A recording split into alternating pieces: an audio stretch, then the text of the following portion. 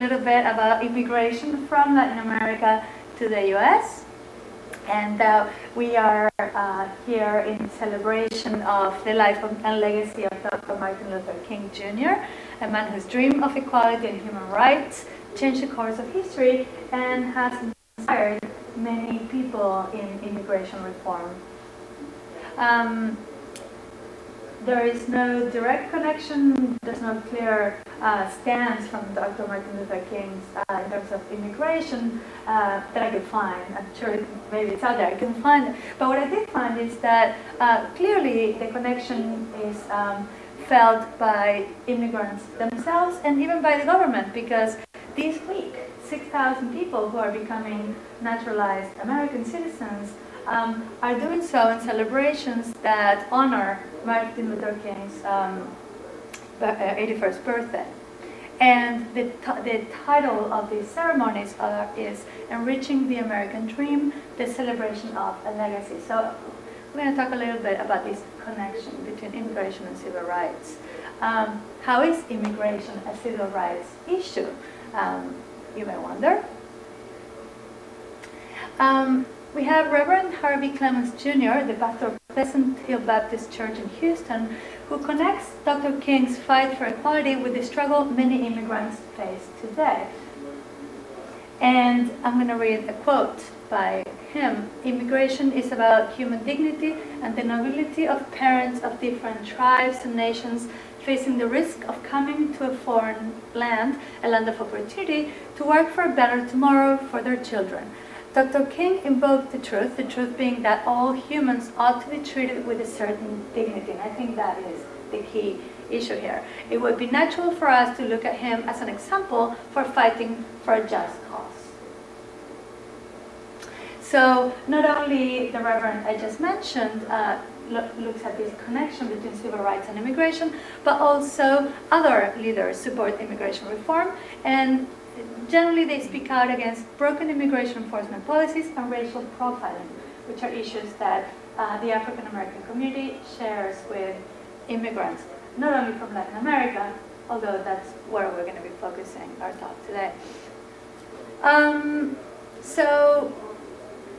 Some of these leaders, including the Reverend from Houston I mentioned before, compare the migration experiences of African Americans coming from the South to those of Latin American immigrants coming across borders. And I'm curious to hear, why do you think this comparison is possible? These are clearly very different migrations, and yet they have some things in common. Can you think of anything? I guess the destination would be urban. That's for sure, yes. Yes, from rural to urban centers, that's something they have in common.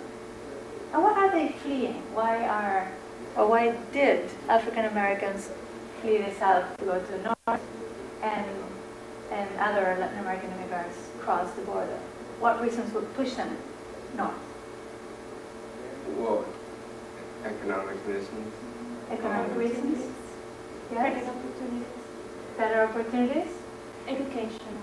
Absolutely. Better opportunities, job opportunities, education, and also violence, right? Violence, both from legal authorities and groups like the Ku Klux Klan. I mean, these are other reasons. I just asked you that question, but so do you agree with the comparison, or you think it's a little bit far-fetched? There's also a language. I mean, yes. I'm pretty sure the immigrants from Latin America have to pick up a new language. Yes, yes. So that, in a certain respect, would be different. However, there's an issue of dialect, right, that also African Americans had to deal with, especially in the school system, right? That's not necessarily tolerant of different ways, different speeches, speech patterns.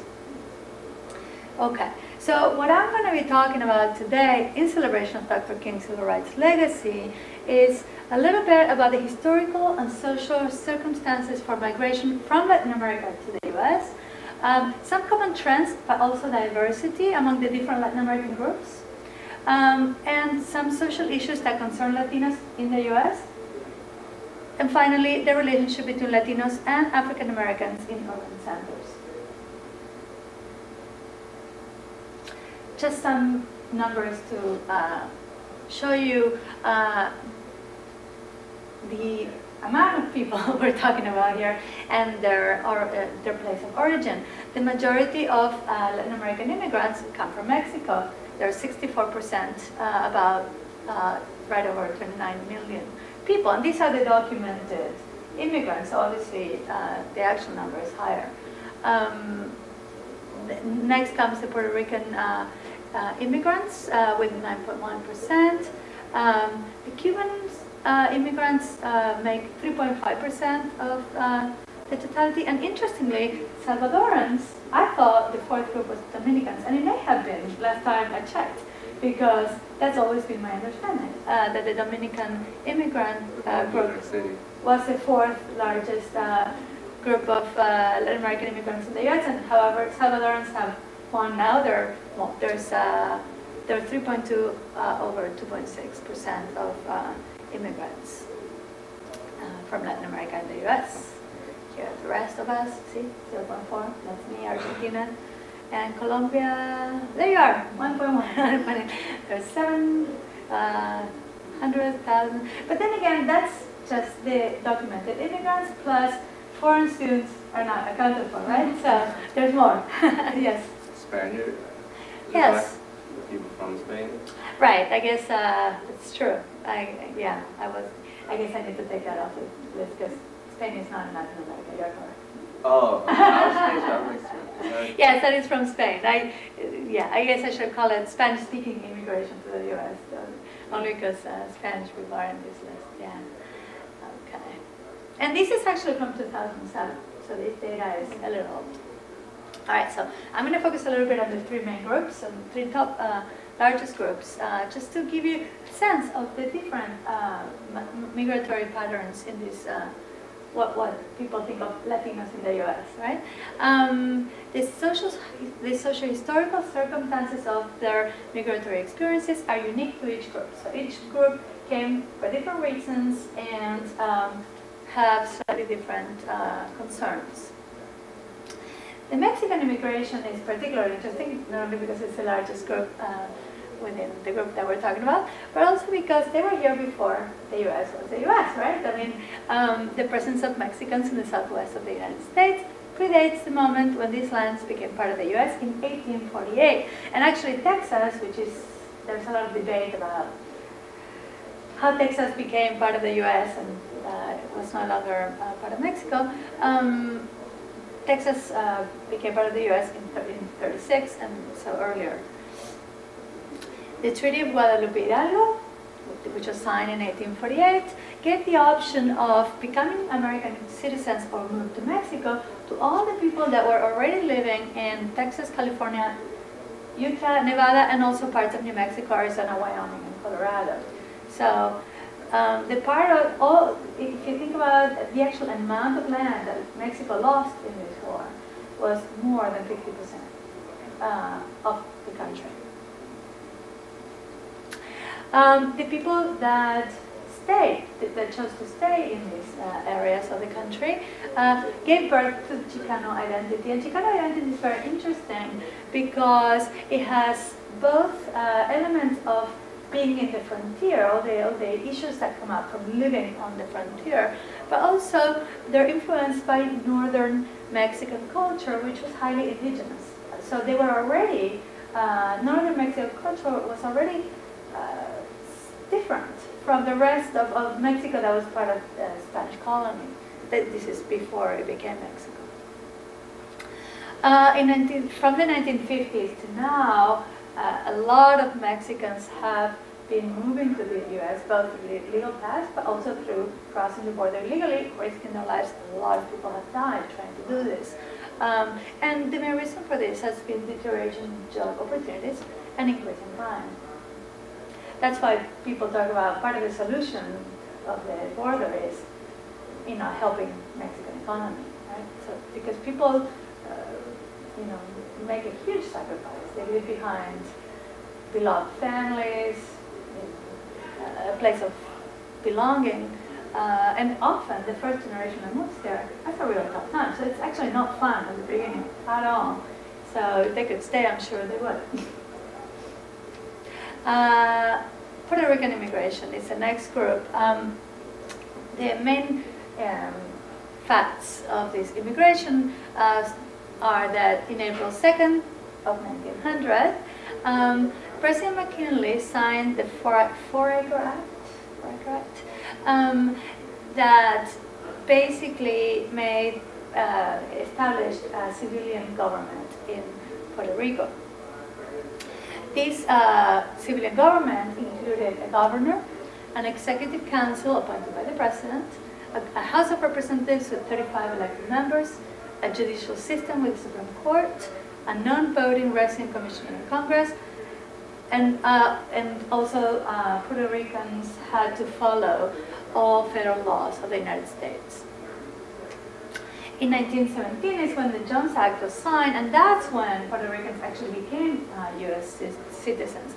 And that date witnessed a massive exodus of workers from Puerto Rico to New York to work in the tobacco industry. Later on in the 40s and 50s, there was another large wave of immigration of people who actually seek opportunities in the garment industry in New York City. Although Puerto Ricans have moved to other places, especially New Jersey and other places. In the 60s and 70s, that's when we see the birth of the New Yorican aesthetic movement. Just like with the label of Chicano, the New Yorican label, these are very politically charged labels, meaning people have to say to you, I am New Yorican or I am Chicano. Otherwise, just because they're Mexican Americans or because they're Puerto Rican Americans, it doesn't mean they necessarily identify themselves with these movements. These are groups, both in Europe. The New Yorican movement, well, maybe I should say. But anyway, the New Yorican movement, I don't want to make a comparison about, I'm thinking it's more arts-oriented, but not necessarily, because the Chicano movement is both political and also an aesthetic movement as well. But they both basically are groups that fight for the rights of immigrants from Mexico and New York and Puerto Rico, and the New Yorican movement had a particularly strong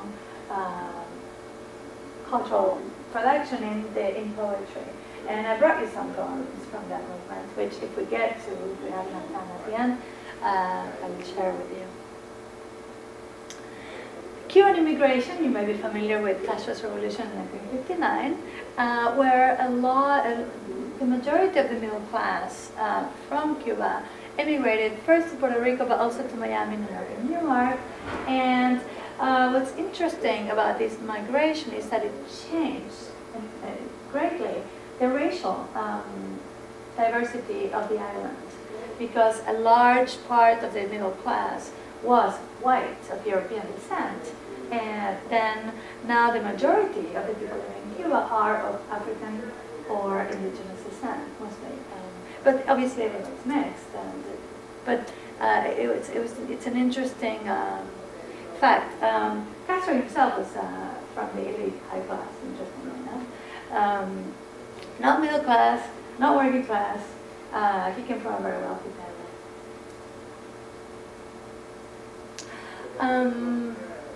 Why is that relevant? I don't know. Cuban immigration. The other interesting wave of immigration from Cuba took place in the port city of Mariel. This group of people are called los Marielitos because they left the harbor called Mariel in 1980 under really interesting circumstances. At this point, the pressure from Miami was very strong in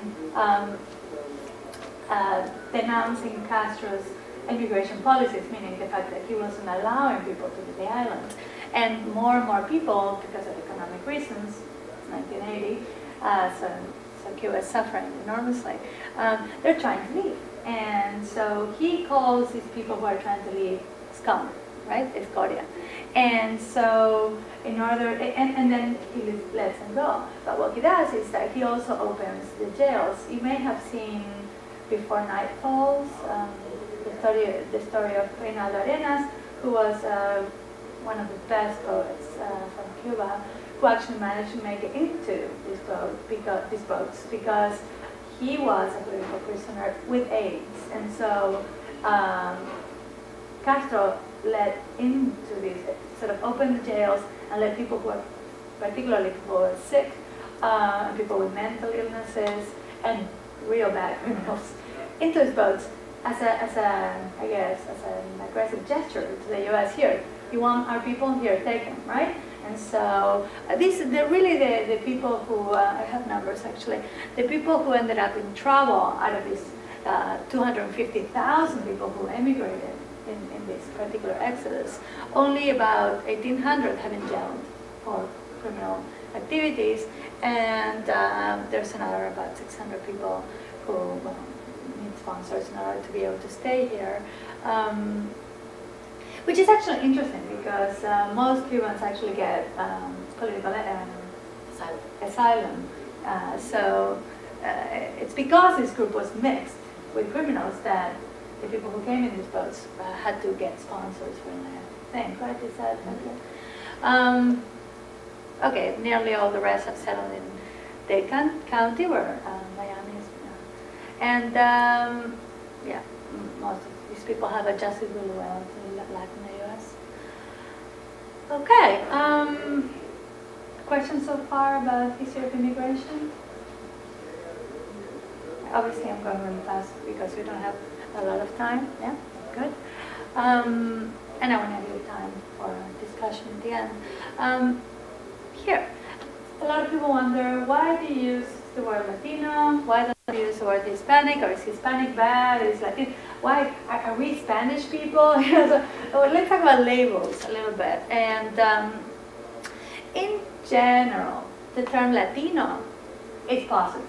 So it's always a safe one to use. However, it's mostly used for the entertainment business, for commercial purposes, and it's mostly the term Latinos use to call themselves, if they're not more specific, as in, I am from Argentina, or I am from Cuba, right? Hispanic is a term that has been used in order to report in the news criminal activities of people from Latin America.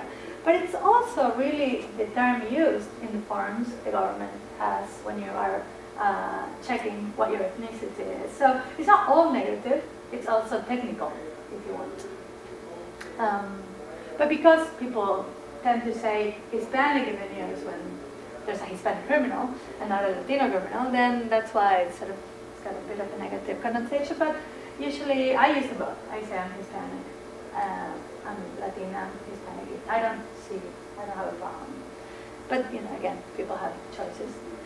Are we Spanish people? No, Spanish people are, well, from Spain, right? So that's easy. We can get rid of that label unless you are from Spain.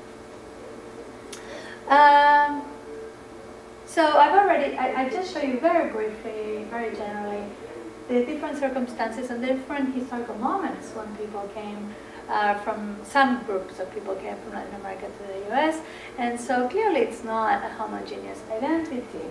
What's more interesting than the national origin of the diversity in the national origin and the national social historical circumstances why people came here is the fact that also the people that came here came with their own diversity, like me. I'm from Argentina, of Jewish descent. My parents came from Russia, Poland. So I don't have any Spanish background, zero, right?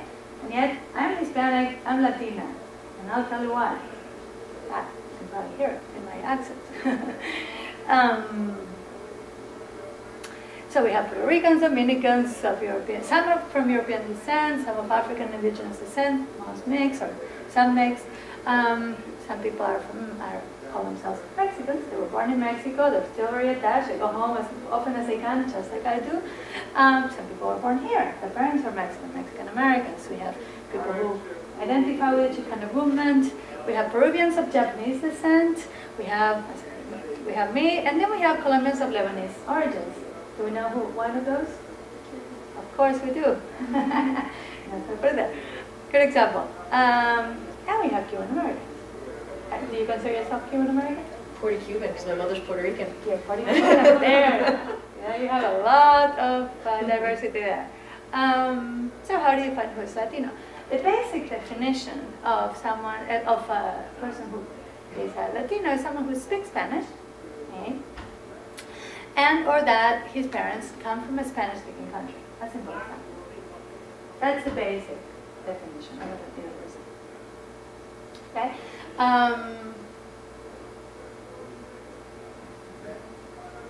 There's the issue of whether Brazilians are Latinos, and that's up to them, I guess, to make that call because they speak Portuguese, right? But we do share enough historical background that very often, when I teach Latin American literature, I include Brazilian literature, so it's definitely part of Latin America.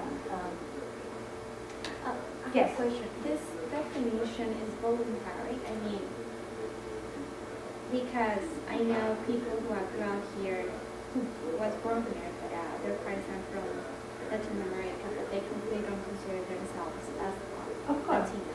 So this is voluntary. I'm speaking. All ladies are. I believe that. Sure, nobody can label you. You don't even have to label yourself if you don't want to. But if you want to choose one, it's up to you, right? So I agree with you. Yeah. Is that true? I've never heard of that. Yes, this surprised me. Yeah, that's the first. I've been here 20 years. My father's cousin, and she's from Colombia. Her husband is from Mexico, and their kids are from here. Right. But they are so American, and they identify so much with here. And they follow some, cultural stuff because their parents enforce them to do that. But they say that I'm American, I'm no Colombian, I'm no Mexican. Well, I am American. They say I am not Latino. Yeah. It's their right to do that. And it's sad. Yeah, it is. But yeah. I'm working really hard to make my daughter feel very proud of being Latino. She's only half parents because if they don't take them to their countries, if they don't, not enforce them, but at least the language. Yeah, actually, when they are really little, it's very hard. Someone who has only listened English all the time, and then when you grow up, you have more, knowledge or capacity to think, and now you recognize that you're coming, or your parents coming from another country, and you say, well, I should be, or I could Well, what's interesting is that, for example, a large majority of the people who came from Puerto Rico in the 50s, the kids don't speak Spanish because of the melting pot ideology. I'm surprised that today, what you're saying is happening today, only because today there's a lot more celebration of diversity, whereas back then, most immigrants wanted to get rid of they're being different. And they're having an accent. They couldn't do anything about looking different, but they tried as much as they could to behave American. And that was an American mentality at the time. And most immigrants did follow that. But today it's a little of a shame, I guess. But it's all right. It's not. Yeah, I come from a neighborhood and a high school that's dominated by Dominicans and Puerto Ricans. And the big difference between Puerto Ricans and Dominicans is that the Puerto Ricans do not know Spanish. And Dominicans do. And Dominicans are proud of knowing Spanish, actually. They're very proud of knowing Spanish, and that's been my experience as well. And I think it's partly the fact that when the largest Dominican immigration arrived in the 90s, they arrived in a country that celebrated diversity, right? So that's a big difference. I mean, they came already where the Puerto Rican parade already existed. Yeah. So then they were like, oh, let's have our own Dominican parade. Yeah. I guess that makes them more proud of themselves and keep their culture. You're from Washington Heights? University Heights, right next to Washington Heights. Okay. Yeah. Okay. Yeah, that's very interesting.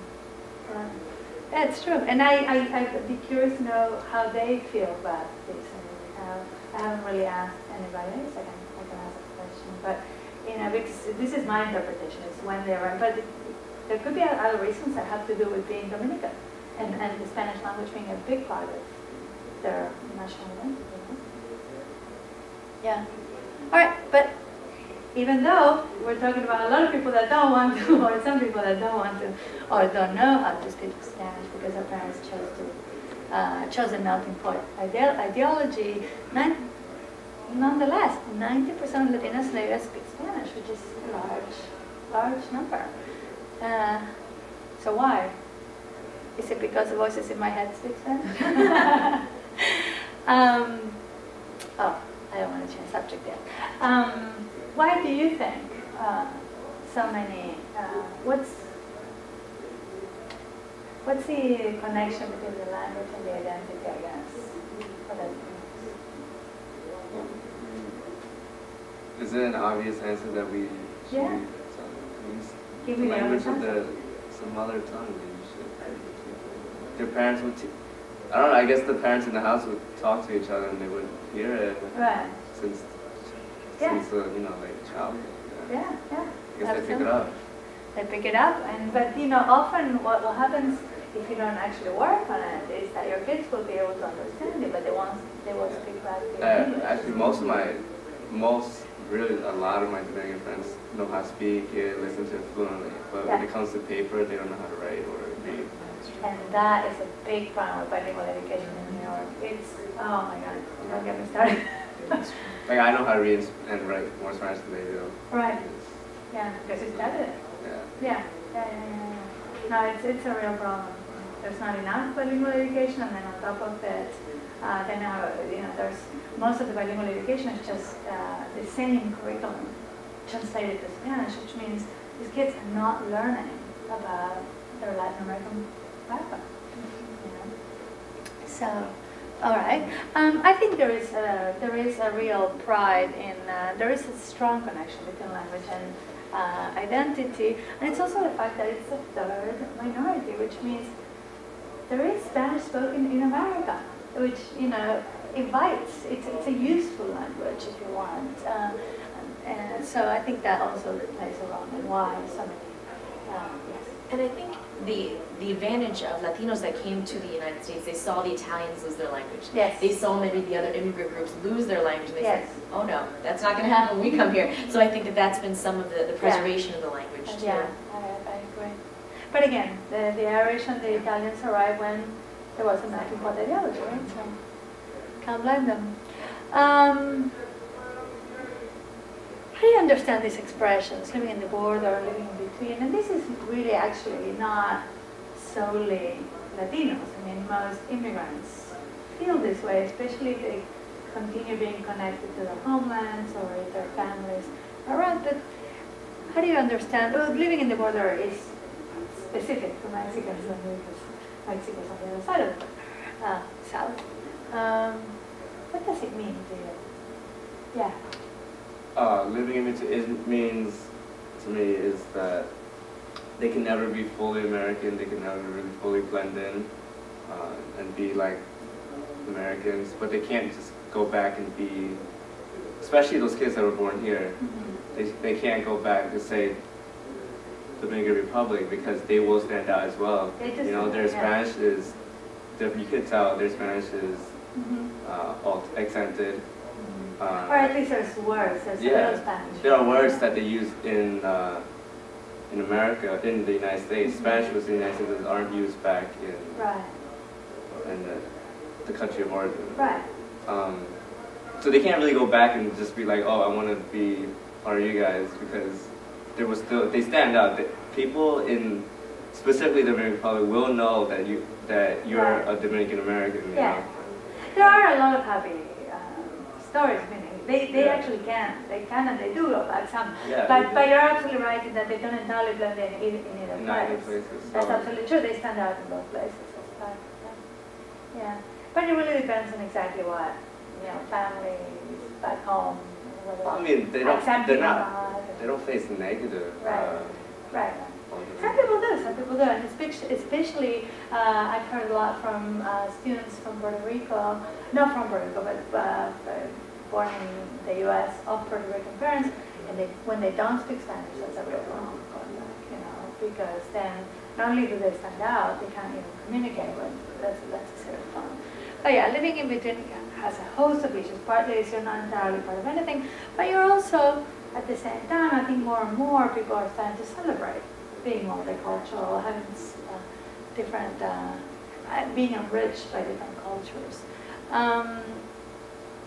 Many Latinos are against exclusion as well as against absolute assimilation. So actually, what's interesting is that a lot of us actually choose to speak in between. it's a choice, you know. We want to blend in to a certain extent.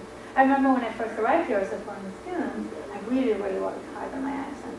And then I transferred schools, and for some reason in this other school, there were a lot of foreign immigrants, foreign students who had gone to American schools in their countries, in Argentina, Brazil, wherever, other parts of the world. They didn't care. And I saw them, oh, they don't care about having an accent, because they had been speaking English with an accent their whole lives. They were comfortable with it. And I thought, oh, that's good. Why should I get rid of my accent, right? Not that I could have, but I did try. But it's just an example of choosing, being in between, choosing being, you know, being marked by different cultures. I definitely stand out when I go home. I do say weird things. Partly I use slang from the 90s, so that actually gives me away. Because I was a teenager back then, and you know, I moved here, and I'm still using this out-of-date slang, you know. Yeah. Again, border culture, but well, it's basically what I'm saying now is that being in the living in the border, the being in between, it's actually also part of language. It's the way we use language. It's the way we mix both cultures in the way we speak. The accent and the word choice. I was thinking that regarding illegal people, because they use a lot of this living in the border, living in between, which is for them like we are here because we have to be here, but we are not part of here because we don't receive the same opportunities between it's like we are, but we are not. Oh yeah. So it's like it's very it's really. I'm yeah, sure. because in my situation as a student, I feel like I am here, but I come back home and I don't have home to get back here. Like I can do, and I don't feel living in between. I mean, I'm sure you hear a lot of sad stories. These people would love to go the legal way, right? It's just that is different. There's no way that the system would allow it, right? Yeah, there's a lot of misconceptions about illegal immigrants. Most illegal immigrants would rather be legal and pay taxes and do everything. It's just, the system is very complicated. In fact, I've been here 20 years and still, well, I have a green card now, which, believe me, is a blessing, but I'm still not an American citizen. 20 years ago. The system is really hard, and that's for someone with everything in her favor. Okay, I came here as a foreign student, I did my entire career here, I got my PhD, and everything was going for me. And even for me, it was really hard and very expensive. Yeah, so if you don't have any support, and you don't have the capacity to make money, or they cannot have driver's license, they can have, you know, the health system. A lot of places they are here, they can. It's like living here, but they are not here. Right. Yeah, so for them, it actually takes they are so scared about police. Every time they see the police, like they believe the police is going to stop them. Yeah. And so much, you know, here all the time. And some towns are encouraging it. In Norristown, which is not far from here, they've been doing raids, and you know they had a cleaning service, and they called a meeting of all employees. They had them all go together. People got babysitters for their kids. They went to this meeting that was mandatory.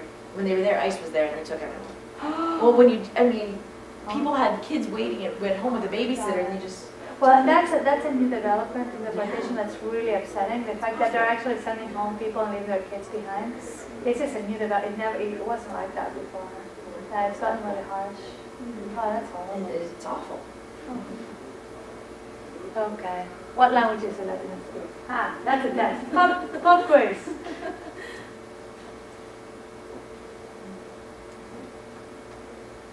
Spanish.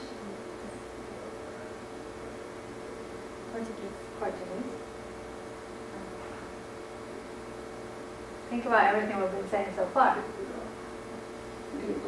Yeah. Well, according to people from Spain, they don't speak Spanish, they speak Castellano. Because they're different. Of course. They speak Castellano, yes. Yeah. In Argentina too we say Castellano. Oh, really? No. We do. Okay. How about the island dialects, the island languages, if you count the islands in Latin America and the West Indies? So you have Haiti and well, Haiti we cannot count because they don't speak Spanish. Are they the 21 Latin American kind of, when they talk of like Latin America, is that including the 21 countries? Haiti no, but the Dominican Republic is, so the island, half of it's half the island. The Puerto Ricans in my school always make fun of the Dominicans. They're like, you never have your own island. That's so silly. That's totally silly. Indigenous languages, many of them, many indigenous languages. And we have all the languages from the immigrations actually arrived in Argentina. Yeah, so my father's native mother tongue, he was born in Argentina, his mother tongue is Yiddish. Okay, and there's people who still today speak French at home, English at home, they speak German at home, you know, Korean. We have a fairly large Korean immigration in Argentina. Korean is spoken. You know why? Openly. Why? Yes, I do. It's because in the 80s, it's an interesting, I don't know the details, but it's an interesting immigration group because they were actually mostly middle class. The ones I know went to Argentina on the way here and are already doing very well here. Argentina was sort of a step to make it here. But it had something to do with fear of North Korea invading. Because a lot of the people who left were people who owned factories or were professionals who were actually doing very well in South Korea. There was strong fear of invasion from North Korea in the 80s. That's as much as I know. There may have been an economic crisis that I'm check on, but I know it had something to do with that. So Argentina would be a country that kind of and then the United States, but then some chose some people, but the truth is a lot of them. Like there's a large community that actually integrated and they're part of Argentina, they're there to stay. No, that's really because one is saying like why Argentina, why not? You know, because right next to Peru, you know. Well, there's also Peru has a larger Japanese community. Yeah. So does Brazil, right? And Brazil too. Argentina, has a larger Korean and Japanese community, definitely. I think it may have. A lot of them are a large part of the community is involved in textiles, and Argentina in the 80s was doing very well with textiles. Maybe that's why. Yeah. All right. So every language in the world is the answer. That's the Spanish language remain? Well, we talked about this already. Let's talk a little bit about the social political issues that worry, that concern Latinos in the U.S. And obviously each group and each, it's very different. If you meet a foreign student from Mexico who comes from a very wealthy family, they're not going to have the same concerns as the illegal immigrants from Mexico who are barely surviving, right? So we have to keep that in mind. Class is a big issue within each group, in each immigrant group. All right. This is a discussion we could also have if we have time at the end. But there's been plenty of debate about the use of the word multiculturalism as a word that's very cute, the different colors and flags, different people. But it's not necessarily giving each group a voice, which is what hegemonic pluralism would mean. But in general, people look at the different groups of immigrants as trying to get equal opportunities, especially those who come from underprivileged situations, who arrive either illegally or when they arrive, they go to the bottom of the food chain and have to get really tough jobs, etc., and other issues as well. Some of the issues that have been discussed in many Latino communities relate to affirmative action. This is starting to become a thing of the past. It used to be a very hot issue, and it's been debated it's been watered down to very little, now, especially in California anyway. Affirmative action as in giving opportunity to people who had underprivileged education, giving them equal opportunity to who have good education. More and more, I see in campuses the tendency to focus on helping students who actually come from poor backgrounds, no matter what their ethnic background is. So it's becoming more of a class issue than an ethnic. It's less ethnically oriented. English only definitely was something that is still a problem in the U.S., where a lot of companies don't allow their Hispanic or Latino workers speak Spanish at work, if you want. But even that, it's getting better, I think. What's your impression? I mean, Spanish is more and more accepted. Actually, I think foreign languages are more accepted. But there's still places where it's illegal to speak your mother tongue at work.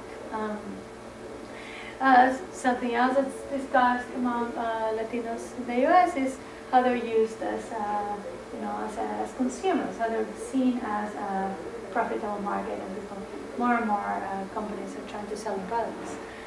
Bilingual education, biculturalism, we talked a little bit about this, and also other debates around language-related special needs by Latinos in school. Most notably, the fact that there's been a trend, I'm not sure where we're at right now in the education system, where a lot of kids who didn't speak English will be put in special education classes. These kids were fairly smart, so you can imagine the damage that would do to a child to be put in a group of students who are underachievers or who have trouble, who have learning disabilities. Yeah, I shouldn't say underachievers. That's somewhere else. Sorry. Delete. Class and race conflicts within and between each Latino group. We talked a little bit, we'll talk a little bit more soon. We discussed this as well. Part of the class plays a huge role in how some groups identify themselves with other groups. So Argentina has a history of not considering itself Latin American. Now that's changed as well, but for the longest time Argentina, because of its large European population, had a difficult relationship with the rest of Latin America and connected with Europe more, and that played a role here as well, even though we are a tiny group. Latinos, there's not many of us here. But you can see, you said already, you just mentioned some of the tensions between Dominicans and Puerto Ricans. There's also big tensions between Cubans, Cuban Americans, partly between the two different groups that I mentioned, the ones that came first, the middle class, rich, wealthy Cubans that left Ghana during the revolution, and then the group that came later, who were, most of them didn't come with money. So there's that class clash within the Cuban American community. There's political differences, because a lot of the people that came to Marielitos, or I don't know a lot, but those who came as political, they were political prisoners in Cuba, had been at one point pro-Castro.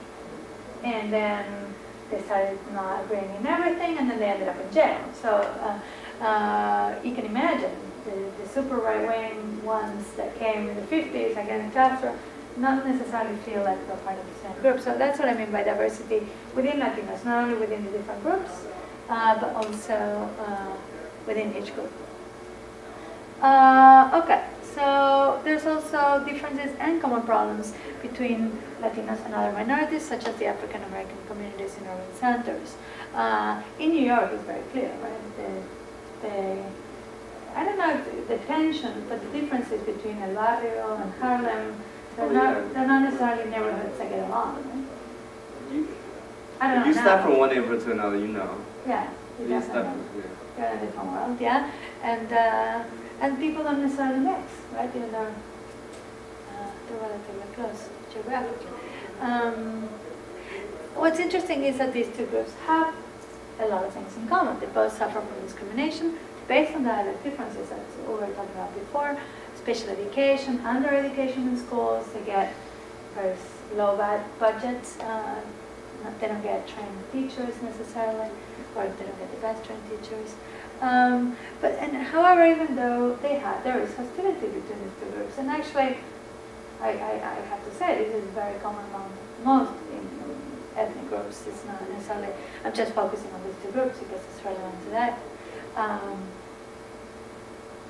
Some of the reasons for the hostility, some people say it's because they compete for blue-collar jobs in a tight labor market. Other people say there's cultural disputes, they just don't understand each other. You have Latinos moving into a permanently African-American neighborhood, and then there's tension because of that, or the other way around. And then, but other people believe that maybe the reason why there's tension between Latinos and African-Americans is because Latinos have learned this anti-black racism that's inherent in the US. These are theories. I don't necessarily believe any of this. This is ideas I found out there. Or that maybe African Americans are resentful of having the benefits of the civil rights movement extended to Latinos. These are, some people believe this. However, apparently there's extreme violence in LA. So the article I read in the LA Times, which I'm about to cite, says that those explanations are just not good enough. Because we're talking in LA, where we're talking about gang violence, right? This journalist believes that a big part of this tension between the two groups has to do with racism that comes from Latin America. And I agree with that. I mean, there's definitely racism in Latin America. Can't blame the US for that. It's been around since slavery, and if you look at the numbers, it's actually very interesting. More than 90% of the 10 million enslaved Africans brought to the Americas were taken to Latin America and the Caribbean. Only 4.6% were taken to the US. So there was a large influx of Africans in Latin America. Much better here.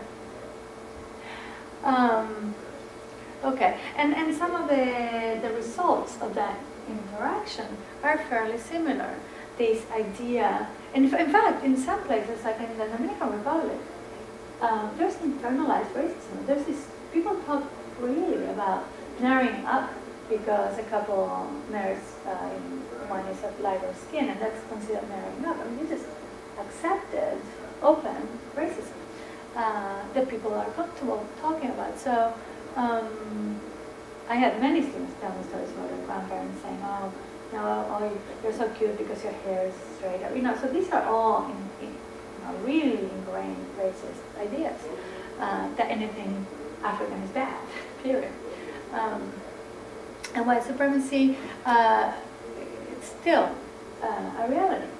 Still, people of European descent hold the better jobs, the government positions. I mean, this is why it was so revolutionary that in Bolivia, for the first time, a country that has more than 90% of the population is indigenous, they have for the first time an indigenous president. Imagine that. So it's really, really incredible. And this is the LA Times article this information came from. So, since I've made some comparisons between Latinos and other minorities, I think I can't go much in detail. We have about 10 minutes, 15 minutes left to talk.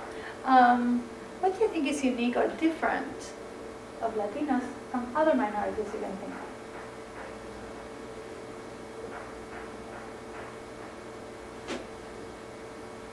Any examples? What's different between Latinos and I say the unique and difference of the Latino minority group compared to other minority groups is that they all share the same language, and they can actually communicate with each other, which it bonds them even further in a sense. Whereas you have your minorities maybe from Eastern Europe, each country speaks a different language. Right.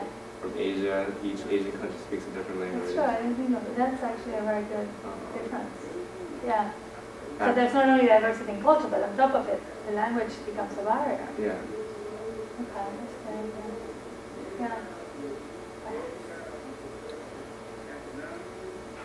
I think the stereotypes that are associated with Latinos are very specific to Latinos and very modern. So some of the stereotypes that are held to African Americans come from the tradition that you had said, from the slave kind of tradition. The stereotypes have progressed that way, but the Latino stereotypes are rather relatively new because the population is relatively new as comparison to other groups. Right. Yeah. Yeah. I'm just thinking of kind of the stereotypes that I hear often not just here in Villanova specifically, but in Philadelphia, and kind of we're all Mexican, we're all undocumented, we're all still current issues that are relatively new. I was going to say relatively new here, right? Relatively new here, because yes. in the Southwest it would be a different sure. story. But here it's relatively new, so whoever they meet, they think we're all that. Yeah, yeah. Or indicating services, right? That's a big stereotype. Yeah. Or in California, I think every Hispanic person is a gardener. I mean, these ideas are actually varying, right? Yeah, especially compared to maybe groups that came from Europe earlier. Something rather okay. I like the language and the stereotypes there. Anything else? You want to tell us a little bit about Colombia and whatever Colombian immigrants you know here and what are their experiences? Anything really tough or different?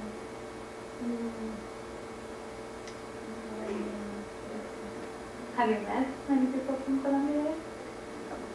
Yeah, but in the same situation that I am in as a student, Right. it's different. Right. Yeah.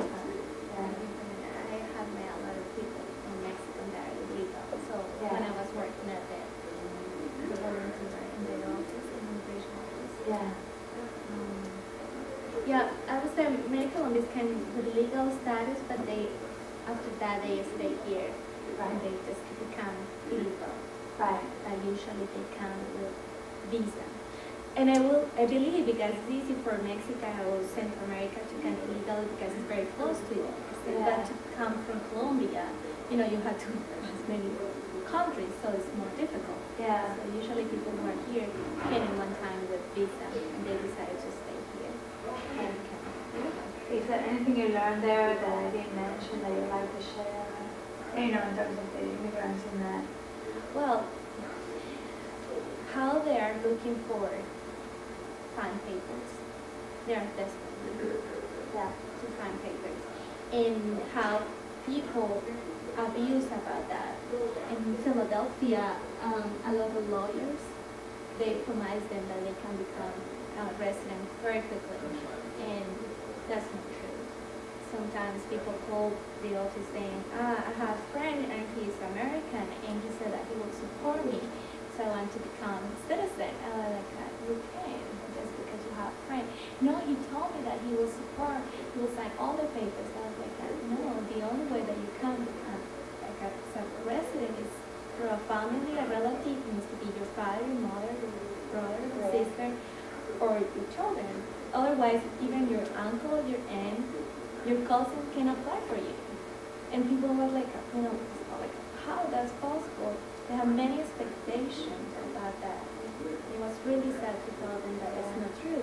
They spend $5,000, $8,000 in Philadelphia paying to a lawyer because they promised that they would file their papers. And after they realized that was not true, it's like, so much. That's awful. Yeah. Yeah, it's very, very sad to see how many people is trying to get something to work. Social security, driver license. Yeah. Kind of everything because they don't have options.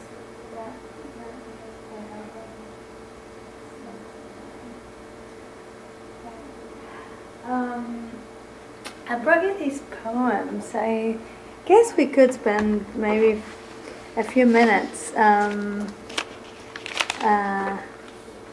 guess the poems that I brought you come from this New Yorker movement, and I thought it may be interesting if you want to read them and tell me if you think that you can identify any of the issues we discussed here or any of the issues related to immigration, civil rights, the connection between African Americans and